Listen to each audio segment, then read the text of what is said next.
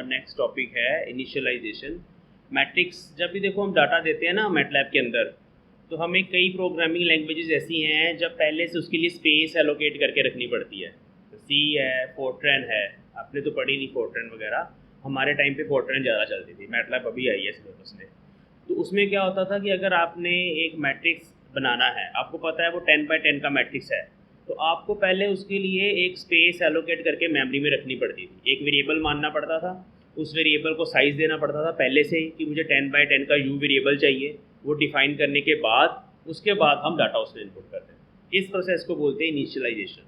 लेकिन यहाँ पे इनिशियलाइजेशन मैट्रिक्स की मैटलैब के अंदर नेसेसरी नहीं है, अपने आप वो बाय डिफ़ॉल्ट आप डिफ़ाइन करो, वो बाय डिफ़ॉल्ट उसको इनिशियलाइज कर देता है। अब फिर भी हमारे पास दो केसेस हैं, जैसे एक लार्ज मैट्रिक्स का केस है, एक डायनामिक मैट्रिक्स का केस है, जहाँ पे एडवाइजेबल है, नेसेसरी नहीं है, बट इससे थोड़ा आपका प्रोग्राम फास्ट हो जाएगा, उसको प्रॉब्लम नहीं आएगी प्रोग्राम को रन करने में। ठीक है, तो वो क्या है, एक लार्ज मैट्रिक्स है कि अगर आप बहुत बड़ा मैट्रिक्स मैनिपुलेट करना चाहते हो, जनरेट करना चाहते हो, तो हम क्या करते हैं, पहले उसके कॉरस्पॉन्डिंग एक ज़ीरो मैट्रिक्स बना लेते हैं। जैसे यहाँ पे कमांड तुम्हारे सामने है a = ज़ीरोस m n, तो इसने ज़ीरोस का सारी जगह ज़ीरो होगा, a मैट्रिक्स बना देगा। 1000 × 1000, m और n की वैल्यू 1000 लिखोगे तो मेमोरी के अंदर एक स्पेस एलोकेट कर देगा इसके लिए, तो इसको इनिशियलाइजेशन बोलते हैं।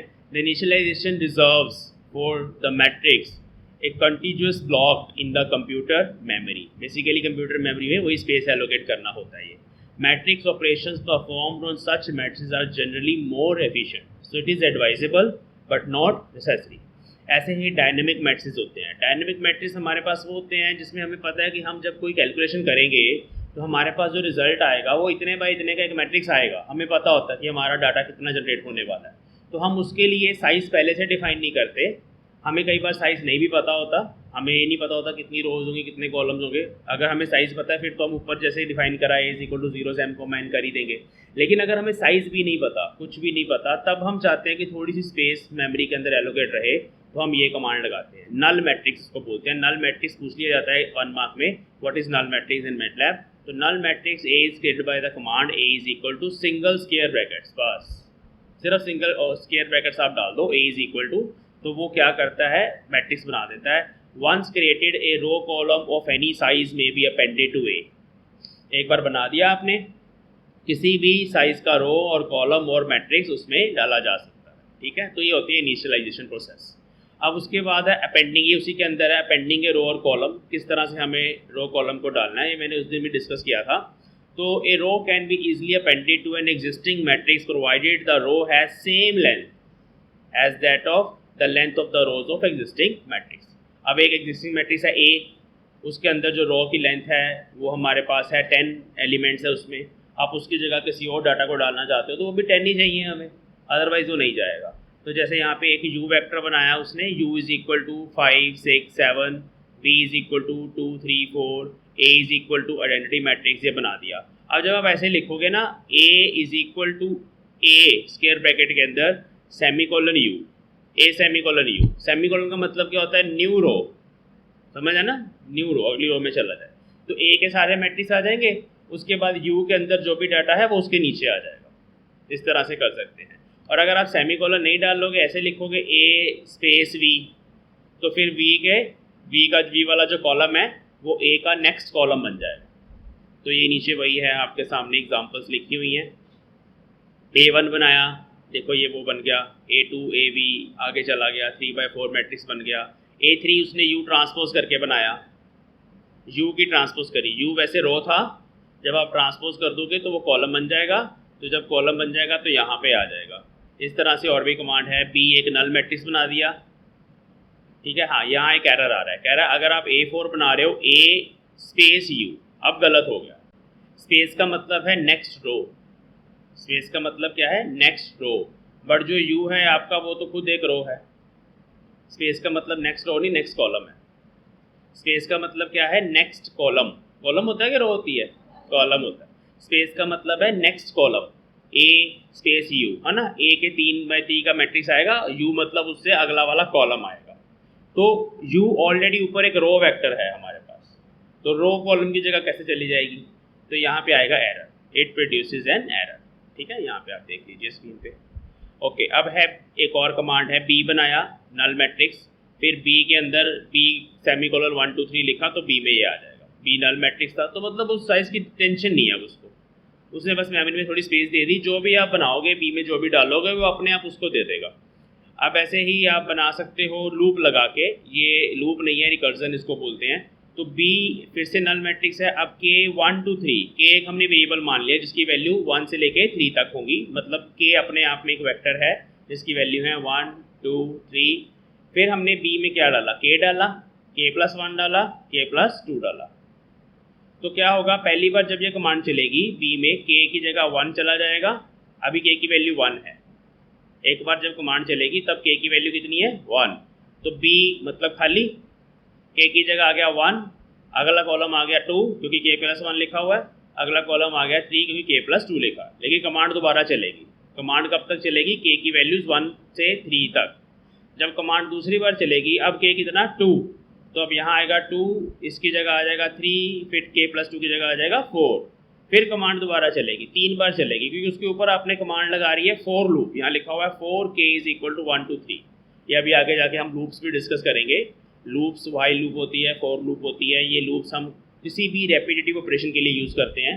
जब भी प्रोग्राम के अंदर हमें एक ऑपरेशन एक से ज़्यादा बार लगाना होता है बार बार, तो हम बार बार उसको लिखते नहीं है, हम लूप लगा देते हैं। तो यहाँ फॉर लूप लगी हुई है, 4k = 1 2 3, नीचे वाली कमांड को चला दो। नीचे वाली कमांड ये है हमारी, कॉमा डाल के जो लिखी हुई है, अभी हम चला के भी देखेंगे। तो इस तरह से हमारे पास ये मैट्रिक्स आ जाएगा। तो ये हो गया, ठीक है। तो एक और कमांड है हमारे पास, कैट dim a, b, तो ए और बी को आपस में जोड़ देता है, दो मैट्रिक्स को। ठीक है, तो dim क्या है, dim एक वेरिएबल है जो ऑलरेडी मैटलैब के अंदर डिफाइन है। अब अगर आप 2D मैट्रिक्स को जोड़ना चाहते हो, जैसे 3x3 मैट्रिक्स है, 4x6 है, ये सारे 2 डायमेंशनल मैट्रिक्स हैं। अगर आप रोज़ की टर्म्स में जोड़ना चाहते हो कि ए की सारी रोज़ आ जाएं, उसके नीचे बी रोज़ की फॉर्म में आ जाए, ऊपर ए आ जाए, उसके नीचे बी कैसे आए, नीचे रोज़ बन जाए। दो तरीके से जुड़ सकता है ना मैट्रिक्स, ए के कॉलम के आगे बी के कॉलम जुड़ सकते हैं, या ए की रो के नीचे बी की रोज़ जुड़ सकती है। तो अगर आप रोज़ के नीचे रोज़ बनाना चाहते हो तो आप डिम की वैल्यू 1 लिखोगे। अगर आप कॉलम्स के आगे कॉलम जोड़ना चाहते हो, बी मैट्रिक्स से कॉलम आगे आ जाए, ए के कॉलम पहले आ जाए, तो आप क्या करोगे, आप डिम की वैल्यू 2 लिखोगे। तो ये बिल्ट इन वेरिएबल है जो हम यूज़ करते हैं इस कमांड को लगाने के लिए। अभी हम इसको चला के देखें। ठीक है, आगे है डिलीटिंग ए रो और कॉलम। तो अगर आप किसी मैट्रिक्स के रोज़ और कॉलम्स को डिलीट करना चाहते हो, बहुत सारे मेथड्स हैं।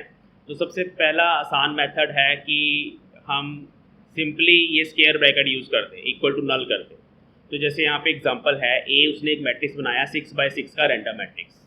ठीक है, बी उसने एक यू उसने एक वेक्टर बनाया 10x1 का, इसमें 10 रोज़ हैं, 1 कॉलम है। तो ये कॉलम वेक्टर है रैंडम नंबर्स का यू। अब उसने क्या किया, अब वो चाहता है कि मैं ए की सेकंड रो और सारे कॉलम डिलीट कर दूँ। ये ए की सेकंड रो बता रहा है, यहाँ पे जो 2 लिखा हुआ है, कॉमा लगा के जो कॉलम लिखा हुआ है वो सारे कॉलम्स की बात कर रहा है, वो डिलीट करना चाहते हैं हम। तो हमने इज इक्वल टू स्क्वायर कर दिया, तो it will delete second row of the matrix A. ऐसे ही हम चाहते हैं कि ऑल रोज लेकिन 3 to 5 कॉलम्स डिलीट हो जाएं, तो हम ऐसे लिख लेंगे। ये एड्रेस आपको पता है, इंडेक्सिंग आपने सीख ली हुई है। जस्ट इसको इक्वल टू स्क्वायर ब्रैकेट करेंगे तो ये क्या करेगा, delete 3rd to 5th columns of A, row सारी। ऐसे ही 1 और 3rd, जब आप स्क्वायर ब्रैकेट में 1 3 लिखते हो तो ये 1st और 3rd रो की बात करता है। ठीक है, 1st और 3rd रो की बात कर रहा है, लेकिन सारे कॉलम्स की बात कर रहा है। तो it will delete 1st and 3rd row of A. तो बस डिलीट के लिए मेनली स्क्वायर ब्रैकेट ही है, और लेफ्ट हैंड साइड पे जो हम यूज़ कर रहे हैं वो हम इंडेक्सिंग फीचर यूज़ कर रहे हैं वेरिएबल, उसके साथ हम एड्रेस दे रहे हैं कि ये वेक्टर्स ये कॉलम डिलीट कर दो। तो ये डिलीटिंग ए रो और कॉलम की अंदर ये आपने एग्जांपल्स देनी है। उसके बाद है यूटिलिटी मैट्रिक्स। यूटिलिटी मतलब जो आपको मैटलैब यूटिलिटी प्रोवाइड करता है। कई बार जो मैट्रिक्स आपको काफ़ी बार यूज़ करने पड़ते हैं, आपको बार बार डिफाइन ना करने पड़े, उसके लिए बिल्ट इन फंक्शंस कौन कौन से हैं। जैसे आई है, ये सारी कमांड्स आपने एक बार रिवाइज कर लेनी है और अच्छे से याद भी रखनी है, क्योंकि ये प्रोग्राम्स में भी काम आएंगी, ये वाइवा में भी काम आ सकती हैं, और अदरवाइज थ्योरी का क्वेश्चन भी आ सकता है, what are the various utility matrices provided by the MATLAB. तो उसमें आई है सबसे पहले, it will create m by n identity matrices, ये आपको पता है। ज़ीरोस है तो it will create m by n matrix of zeros. Ones है तो हर जगह 1 1 1 1 1, it will create m by n matrix of ones. ऐसे ही रैंड है तो ये रैंडम नंबर्स देगा। रैंड n है तो नॉर्मली डिस्ट्रीब्यूटेड रैंडम नंबर देगा। नॉर्मल डिस्ट्रीब्यूशन ऐसी होती है, मैक्सवेलियन डिस्ट्रीब्यूशन, इस तरह से। मतलब वो जो रैंडम नंबर्स हैं उनकी वैल्यूज़ ये वाला ग्राफ बनाएंगे, ऐसा बेल शेप ग्राफ बनाएंगे। तो अगर आप उस तरह के नंबर लेना चाहते हो रैंडम, तो आप रैंड के साथ n लगा दोगे। अगर आप ऐसी कोई भी रैंडम नंबर लेना चाहते हो तो आप सिंपली रैंड लिख दोगे, RAND।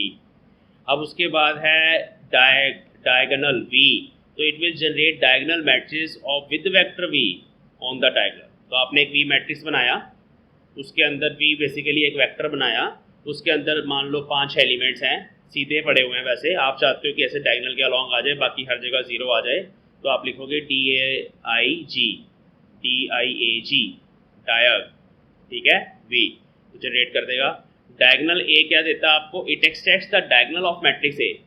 अगर ये मैट्रिक्स ऊपर डिफाइन करा हुआ है, आप चाहते हो उसके डायगोनल के जो एलिमेंट्स हैं वो सारे किसी वेक्टर में सेव हो जाएं, तो आप ये यूज़ कर लोगे DIAG, इसके राउंड ब्रैकेट के अंदर कैपिटल A। सिमिलरली अगर आप चाहते हो कि upper off diagonal vector of matrix आ जाए, डायगोनल के ऊपर वाला, ठीक है, तो उस केस में आप A,1 लिखोगे। It extracts first upper off diagonal vector of matrix. जैसे ये डायगोनल होता है ना, ऐसे उसके ऊपर वाले जो एलिमेंट्स होते हैं वो एक्सट्रैक्ट करके आपको दे देगा। किसी वेरिएबल में सेव कर सकते हो। ये सारी कमांड्स आप लेफ्ट हैंड साइड पे कोई वेरिएबल लिखोगे उसके अंदर बना सकते हो। तो ये सारे बिल्ट इन फंक्शंस हैं मैट्रिसेस को लेके, जिनको हम यूटिलिटी मैट्रिसेस भी बोलते हैं, ठीक है। तो यहाँ पे एग्जांपल्स अभी आ गई हैं, इन एग्जांपल्स को हम पहले यहीं से स्टडी करते हैं, फिर मैटलैब में चला के देखते हैं। तो जैसे यहाँ पे है I3, तो I3 आपको पता है आइडेंटिटी मैट्रिक्स बनाता है, आपके सामने रिजल्ट आ गया। अब इसने B बनाया, देखो B में 1 3 लिख दिया, तो ये आ गया पहले 1 1 1 1 1 1 1 1 1। फिर उसने बोला स्पेस छोड़ दी, स्पेस छोड़ने के बाद उसने बोला 0 3 2, मतलब 3 रोज बनाए, 2 कॉलम्स बनाए, ये जीरोज आ गई तुम्हारे पास, ये वाला पार्ट। तो पहला पार्ट आपने फर्स्ट कमांड से क्रिएट कर लिया, ये वाला, ये अगला वाला पार्ट 0 3 2 से बना लिया। अब आप नीचे जाना चाहते हो तो आपने यहाँ सेमीकोलन लगा दिया। अब आपने 0 2 3 लिखा, तो 2 रोज हैं जीरोस की और 3 कॉलम्स हैं। फिर आपने स्पेस छोड़ी और आप चाहते हो 4/2 2/2 का आइडेंटिटी मैट्रिक्स बनाऊं, लेकिन उसको 4 से मल्टीप्लाई कर दूं, तो 4 आ गया। तो इस तरह की कमांड बनाई जा सकती है। अभी कई बार मैटलैब में ऐसा क्वेश्चन आया था थ्योरी के एग्जाम में, ये आउटपुट ये ऐसे दिया होता है मैट्रिक्स बना हुआ, जो आउटपुट यहाँ पे शो हो रही है, और लिखा होता है कि इसके लिए कमांड लिखो मैटलैब के अंदर। ऐसे भी क्वेश्चन बन के आ जाए। तो आपको पूरी डीप अंडरस्टैंडिंग होनी चाहिए हर तरह से। अगर आप अच्छे से इन्वॉल्व हो जाओगे, मैटलैब अच्छे से दिमाग में जाएगी, प्रैक्टिस करोगे मेनली, तो आप इस तरह की कमांड्स लिख पाओगे, ठीक है। तो प्रोग्रामिंग करते करते तो इतने स्किल्स डेवलप हो ही जाते हैं। जब हम वो सारे करेंगे, प्रोग्राम्स बनाएंगे, तो सारे स्किल्स आपके डेवलप हो जाने हैं। फिर इसके बाद है डायग B,1, सीधी सीधी बात है। तो ये क्या कर रहा है, पहले ऊपर बनाया डायग B ट्रांसपोज, ये जो B था उसके डायगोनल एलिमेंट की बात हो रही है, लेकिन B का उसका ट्रांसपोज भी हो रहा है। तो क्या करा इसने, डायगोनल एलिमेंट देखो कौन कौन से हैं, 1 1 1 4 4, ठीक है। Without the transpose the result obviously भी है कॉलम वेक्टर। अगर आप इसको चाहते हो कॉलम की तरह शो करना है, तो आप यहाँ ट्रांसपोज का साइन नहीं डालो। अगर आप चाहते हो इसको रो की तरह शो करना है, ये जो डायगोनल के जो एलिमेंट्स हैं, तब आप ऊपर ट्रांसपोज भी डालोगे। यहाँ लिखा हुआ है कि this command pulls out the diagonal of B in a row vector, क्योंकि ट्रांसपोज यूज करा हुआ है।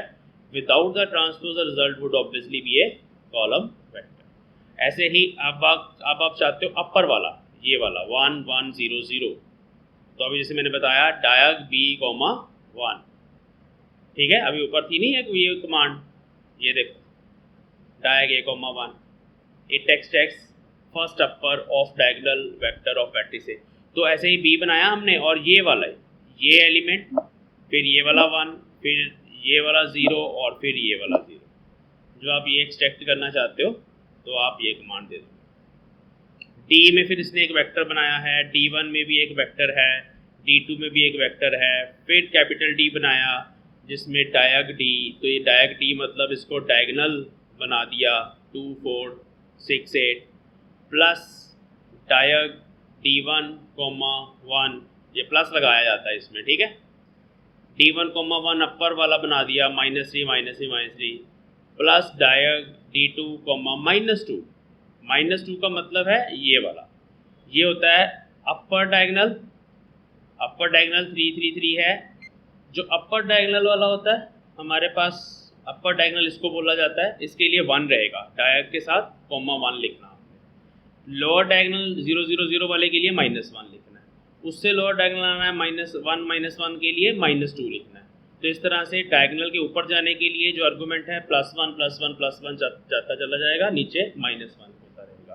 तो इस तरह से आप एक डी मैट्रिक्स बना सकते हो जिसके डायगनल एलिमेंट्स आपने खुद डिसाइड करे हैं कि हर जगह मुझे इस तरह के एलिमेंट्स चाहिए। तो इस तरह से आप काफ़ी तरह के कमांड्स बना सकते हो। यूटिलिटी मैट्रिसेस में ही हमारे पास कुछ और फंक्शंस हैं जो मैट्रिक्स मैनिपुलेशन में यूज़ होते हैं, वो बड़े इंपॉर्टेंट हैं। वो ये हैं सारे, रोट 90 डिग्री, ये मैट्रिक्स को 90 डिग्री से घुमा देता है, ठीक है। जैसे पिक्चर घुमाते हैं ना 90 डिग्री से, ये पूरे मैट्रिक्स को 90 डिग्री से घुमा देता है। अगर आप मैट्रिक्स के लेफ्ट से राइट फ्लिप करना चाहते हो, flips a matrix from left to right, तो फ्लिप LR लिखना है, मिरर इमेज बना सकता है ये मैट्रिक्स की। अगर आप चाहते हो अप से डाउन फ्लिप करना चाहते हो, नीचे वाली रो ऊपर चली जाए, ऊपर वाला सबसे नीचे आ जाए, तो आप फ्लिप UD लिखोगे। ट्रिल लिखना है, tril extract the lower triangular, tril tri मतलब ट्रायंगल, उसको आप एक्सट्रैक्ट करना चाहते हो तो लोअर ट्रायंगल के लिए ट्रिल, अपर के लिए ट्राई U, ठीक है, अपर ट्रायंगल को एक्सट्रैक्ट करने के लिए। रीशेप मैंने कल आपको बताया था। तो next topic is creating vectors. देखो वेक्टर्स जो होते हैं, जैसे मैंने आपको बताया कि हम एक स्क्वायर ब्रैकेट लगा के उसके अंदर कुछ एलिमेंट्स को लिख देंगे, एलिमेंट 1 2 3 स्पेस डाल के, तो वो एक रो वेक्टर बनेगा, ठीक है। और अगर आपने कॉलम वेक्टर बनाना है तो कैसे बनता है, तब आप सेमी कॉलन लगाते हो। कॉलम वेक्टर के लिए एक एलिमेंट डाला, सेमी कॉलन, फिर एक एलिमेंट डाला, फिर सेमी कॉलन, तो वो कॉलम वेक्टर बनता है। हर बार सेमी कॉलन डालने से आप नई रो में चले जाएंगे, तो वो एक कॉलम बन जाएगा, न्यू रो में चले जाएंगे, ठीक है। लेकिन इसमें एक चीज़ फिक्स्ड है, इसमें आपके पास जो डाटा है ना, जो ये तरीका है, उसमें वो डाटा फिक्स्ड है। मतलब आपके पास 5 एलिमेंट्स हैं, 10 है ना। अब मान लो आपने एक वेक्टर बनाना है 1000 एलिमेंट्स का, और उस केस में आपको क्या चाहिए कि जो एलिमेंट्स के बीच में स्पेसिंग है वो इक्वल है। हो सकता है कि 1 2 3 4 5 ऐसे करके 1000 तक जाना है, या हो सकता है सारे ऑड नंबर्स 1 3 5 7 ऐसे करके 1000 तक जाना है, या सारे इवन नंबर्स, या 5 5 की स्पेसिंग दे के आपने जाना है। तो उस केस में ये जो कमांड आपको सामने नज़र आ रही है, 2 तरीके से होता है। एक लाइन स्पेस से होता है हमारे पास, और एक ये बड़ी इजी कमांड है हमारे सामने, वी हमने एक वेक्टर बनाया है, is equal to some initial value, जहाँ से आप स्टार्ट करना चाहते हो वो वैल्यू। जैसे मान लो 1 से स्टार्ट करना चाहते हो आप, तो यहाँ आ जाएगा 1, फिर आप कॉलन डालोगे, सेमी कॉलन नहीं, कॉलन डालोगे, उसके बाद इंक्रीमेंट मतलब गैप कितना चाहिए, 1 के बाद आपको 2 का गैप चाहिए, और फिर last value, final value. Final मतलब आपने कहाँ तक जाना है, 1000 तक जाना है, 1 लाख तक जाना है, 500 तक जाना है, वो फाइनल वैल्यू। तो इसमें बहुत इजी है। इंक्रीमेंट अगर आप 2 का रखोगे तो 1 3 5 7 ऐसे हो जाएगा, इंक्रीमेंट 10 का रखोगे तो 1 11 21, इस तरह से एक वेक्टर बन जाएगा। तो the 3 values in the preceding assignment can also be valid MATLAB expressions. तो ये प्रीसीडिंग असाइनमेंट इसको बोलते हैं, ठीक है। ये 3 वैल्यूज़ जो हैं, कहता है they can also be valid MATLAB expressions. हाँ, मतलब यहाँ पे देखिए, अब ये initial value, increment, final value, ज़रूरी नहीं आपने नंबर देने हैं। असाइनमेंट मतलब वी के बाद जो इक्वल टू है, इसको असाइनमेंट ऑपरेटर बोला जाता है। तो इसके बाद की जो वैल्यूज़ है, ज़रूरी नहीं सिर्फ नंबर ही हो सकते हैं, एक्सप्रेशंस भी हो सकते हैं, मैटलैब एक्सप्रेशंस।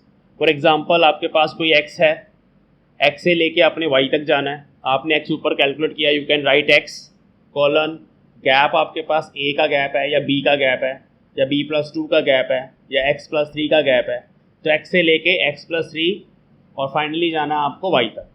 तो यहाँ मैटलैब एक्सप्रेशंस भी हो सकते हैं, ज़रूरी नहीं कि आपको सिर्फ हमेशा यहाँ पे नंबर ही डालने हैं। तो इस तरह से हम वेक्टर बनाते हैं। Now these are some examples, जैसे a इज़ इक्वल टू 0 से स्टार्ट होगा, 10 10 के गैप के बाद 100 तक जाएगा, तो it will produce 0 10 20 so on till 100। सीधा आपने ये लिखना है, a इज़ ए वेरिएबल के बाद इक्वल टू का साइन, मतलब असाइनमेंट ऑपरेटर बोलते हैं इसको। उसके बाद आपने 0 से स्टार्ट करा, इंक्रीमेंट 10 का है और 100 तक जा रहे हो। ऐसे ही बी वेक्टर बना नीचे, वो भी 0 से स्टार्ट हो रहा है, पाई बाय 50 का गैप है, पाई इज़ 3.14, पाई बाई 50 का गैप है और 2 पाई तक जा रहे हैं। तो जब आपने मान लो एक वेक्टर बनाना है एंगल की वैल्यूज़ के लिए, फॉर एग्जांपल साइन थीटा, तो साइन थीटा में जो थीटा की वैल्यूज़ है आप 0 से लेकर 2 पाई तक वेरी करना चाहते हो, एक साइकिल बनाना चाहते हो उसका, तो आपको वैल्यू चाहिए ना 0 से 2 पाई। अब आप गैप कितना रखोगे, पाई बाई 50 रखोगे, तो ये इस तरह से 0 पाई बाई 50 2 पाई बाई 50 इस तरह करके 2 पाई तक चला जाएगा। पाई बाई 100 भी रख सकते थे। जितना ज़्यादा आप स्मॉल वैल्यू ले लोगे यहाँ पे, उतनी ज़्यादा नंबर ऑफ वैल्यूज़ आपके पास आ जाएगी। इसी तरीके से u is equal to 2 to 10। अब देखो यहाँ पे बीच वाला जो है ये इंक्रीमेंट है ही नहीं, यहाँ लिख दिया 2:10, तो इसका मतलब इनिशियल वैल्यू दे दी और फाइनल दे दी। तो बाय डिफ़ॉल्ट जो इंक्रीमेंट है उसको क्या लेता है 1, तो ये क्या प्रोड्यूस करेगा 2 3 4 up to 10। Increment is by default 1। Okay, now you can notice here no square brackets are required if vector is generated in this way। तो यहाँ पे आप देखिए राइट हैंड साइड पे हमने कोई स्क्वायर ब्रैकेट नहीं लगाई, इस बात का ध्यान रखना है। एक तो स्क्वायर ब्रैकेट से हो गया वेक्टर जनरेट करना, उस केस में आपके पास डाटा के पॉइंट्स ऑलरेडी हैं, हो सकता है वो इक्वली स्पेस्ड हो सकता है ना हो। ये इक्वली स्पेस्ड बनाने के लिए ये वाला तरीका हम यूज़ करते हैं जब आपको इक्वल इंटरवल्स के वेक्टर्स को डिफाइन करना होता है, जैसे कि हम न्यूटन फॉरवर्ड न्यूटन बैकवर्ड में यूज़ करेंगे। इक्वल इंटरवल्स का वेक्टर आपको चाहिए होगा, तब आप ये मेथड यूज़ कर सकते हो। ओके, आगे चलते हैं। A vector assignment such as u is equal to 1 to 10, then there is space 33 के बाद -2 का इंक्रीमेंट, फिर 19 तक। This required square brackets. यहाँ पे कॉन्केटिनेशन हो रहा है दो वेक्टर्स का। यहाँ पे देखिए u is equal to square bracket लगाया है, बट इसमें 1 to 10 का एक अलग से वेक्टर बनाया हमने, 1 2 3 4 5 6 7 8 9 10। उसके बाद हमने स्पेस दी है, स्पेस दे के मतलब नेक्स्ट जो कॉलम बनेगा उसमें 33 आएगा। 33 से स्टार्ट होगा, -2 वैल्यू डिक्रीज होती जाएगी और 19 तक जाएंगे। तो ये एक वेक्टर प्रोड्यूस करेगा जिसमें इनिशियल वैल्यूज़ क्या होंगी 1 to 10, जैसे यहाँ नीचे लिखा हुआ है। उसके बाद 33 से स्टार्ट होके 19 तक उसके सामने जुड़ जाएगा, ये कॉन्केटिनेशन हो जाएगी दो वेक्टर्स की। तो इस तरह से भी कमांड लगाई जा सकती है। तब आपको स्क्वायर ब्रैकेट चाहिए, तब आप दो अलग अलग एक्सप्रेशंस लेके चल रहे हो। So these are some examples to create vectors by using this method: initial value, increment and final value. Another thing to note is increment की जगह decrement भी हो सकता है, जैसे यहाँ -2 है तो वो वैल्यूज़ डिक्रीज करता चला जाएगा। आप 1000 से शुरू करना चाहते हो और 0 तक जाना चाहते हो, तो आप 1000 लिखो इनिशियल वैल्यू, फिर -2 ले आओ, फिर 0, -10 ले आओ, 1000 के बाद -10 होता जाएगा और फाइनली 0 तक आपके पास एक वेक्टर क्रिएट हो जाएगा। तो वेक्टर क्रिएट करने के दो तरीके आपको पता चल गए। एक हो गया स्क्वायर ब्रैकेट के साथ जब आपको डाटा वैल्यूज़ पता है, दूसरा ये वाला मेथड हो गया। तीसरा मेथड है लाइन स्पेस। अब यहाँ पे सबसे पहले आप लाइन स्पेस के स्पेलिंग्स, ये लाइन स्पेस मैं बोल रहा हूँ, वैसे ही लिन स्पेस है, lin, linear, LIN is from linear. E नहीं है इसमें, बच्चे बहुत बार मिस्टेक करते हैं, जब भी एग्ज़ाम होता है ना ई डाल के इसको लगाते होते हैं तो इसमें एरर आ जाता है। LIN के बाद ई लगा देते हैं, बाय डिफ़ॉल्ट उनको लगता है लाइन स्पेस है तो ई होगा वहाँ पे।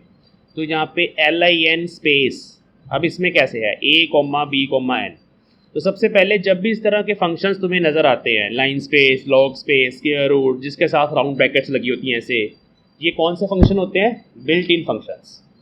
कौन से फंक्शन होते हैं?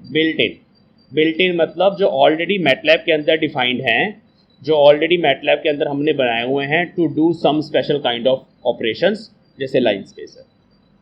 अब इसके 3 आर्गूमेंट्स हैं, लाइन स्पेस के 3 आर्गूमेंट्स हैं। फर्स्ट आर्गूमेंट है ए, तो ए यहाँ पे हमारे पास इनिशियल वैल्यू है, a is initial value, b is final value and n is number of values. यहाँ पे इंक्रीमेंट नहीं है अब हमारे पास। हम ए से बी तक का वेक्टर बनाना चाहते हैं और हमें कितनी वैल्यू चाहिए? वहाँ पे 10 वैल्यू चाहिए। वो अपने आप क्या करेगा, b - a डिवाइड बाई 10 करेगा और कैलकुलेट कर लेगा इंक्रीमेंट कितना है।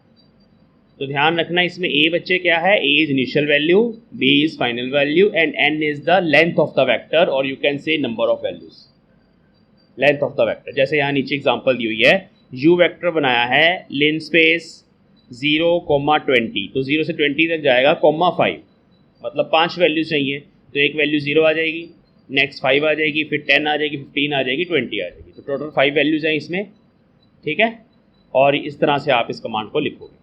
तो ऐसे पूछा जाएगा वाइवा में क्वेश्चन कि इस फंक्शन के अंदर ये n क्या है, तो आपने बताना है कि ये नंबर ऑफ वैल्यूज है। एक एग्जांपल बता रहा हूँ क्वेश्चन की मैं आपको, इस तरह के क्वेश्चन बनते हैं। तो आपको एक एक आर्गूमेंट का मतलब पता होना चाहिए कि ए क्या होता है, यहाँ बी क्या होता है और एन क्या होता है। ऐसे ही नेक्स्ट है लॉग स्पेस। अब लॉग स्पेस में आपको पता है कि जो वैल्यूज होती हैं वो 1/10 के हिसाब से बनती है लॉग स्पेस। तो लॉग स्पेस में यहाँ लिखा हुआ है वी लॉग स्पेस 0 3 4।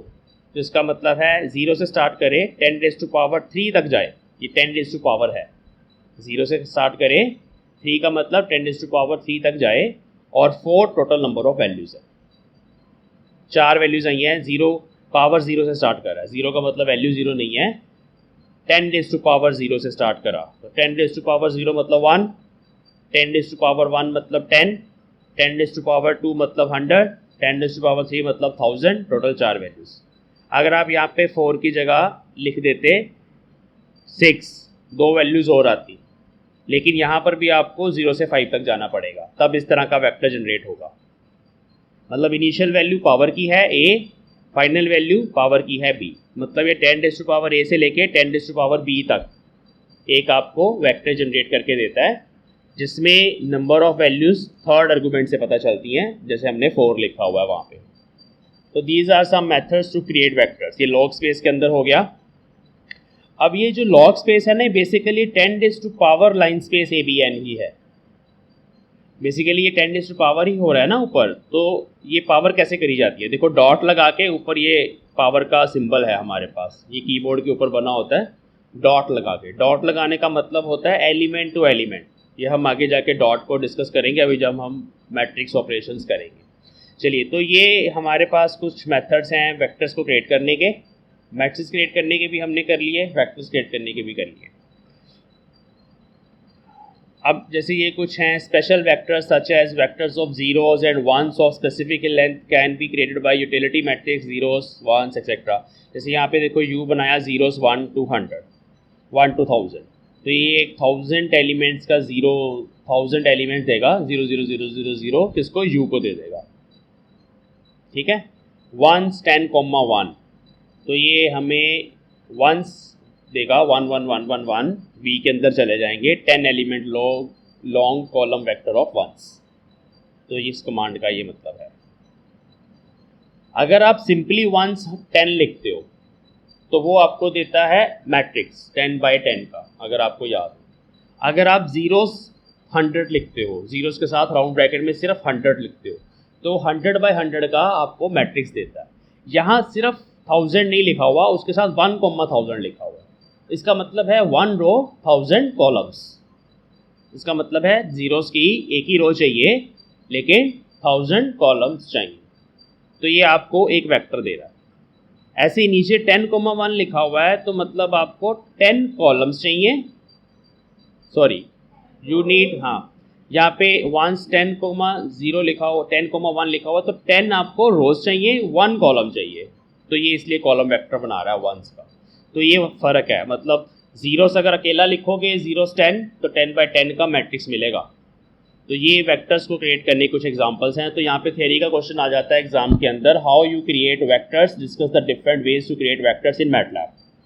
तो उसमें आपको इनिशियली जैसे स्क्वायर ब्रैकेट वाला मेथड है वो भी बताना है, फिर आपको ये initial value increment final value वाला मेथड बताना है, एग्जांपल साथ साथ देनी है, line space, log space, utility, ये सब आपको उसमें लिखना होता है थ्योरेटिकल क्वेश्चन के अंदर। चलिए, तो यहाँ पे हमारा almost vectors definition, matrix definition, matrix manipulation, ये सब चीज़ें कंप्लीट हो जाती हैं जो हमने लास्ट 2-3 लेक्चर्स में सीखी हैं। वेक्टर्स में रो को डिलीट करना, कॉलम को डिलीट करना, ट्रांसपोज करना सीखा था हमने, रो को चेंज करना, अपेंडिंग ए रो, अपेंडिंग ए कॉलम। अभी हम सिर्फ एलिमेंट्स को शिफ्ट कर रहे हैं, सेव कर रहे हैं, यूटिलिटी मैट्रिक्स बना रहे हैं। यहाँ तक हमारा वही चल रहा है। इनिशियलाइजेशन में हम इनिशियल स्पेस देते हैं, मेमोरी एलोकेट करते हैं टू क्रिएट ए मैट्रिक्स और वेक्टर। उससे पहले ट्रांसपोज मैंने बताया था, कॉम्प्लेक्स कंजुगेट भी हो जाता है उसमें, और रीशेपिंग ऑफ मैट्रिक्स भी कर सकते हैं with the help of reshape command. वहाँ पे नंबर ऑफ एलिमेंट सेम चाहिए दोनों मैट्रिक्स में, जो इनिशियल है और फाइनल है। और उससे पहले हमने ये इंडेक्सिंग फीचर किया था मैनिपुलेशन के अंदर। इंडेक्सिंग फीचर में डायमेंशन भी देखा था, साइज़ है, ये सब चीज़ें, ये सारा कुछ चल रहा है किसके अंदर, मैट्रिसेस डेफिनेशन के अंदर, वेक्टर्स डेफिनेशन के अंदर, किस तरह से हम मैट्रिक्स और वेक्टर्स को इनपुट करते हैं मैटलैब के अंदर।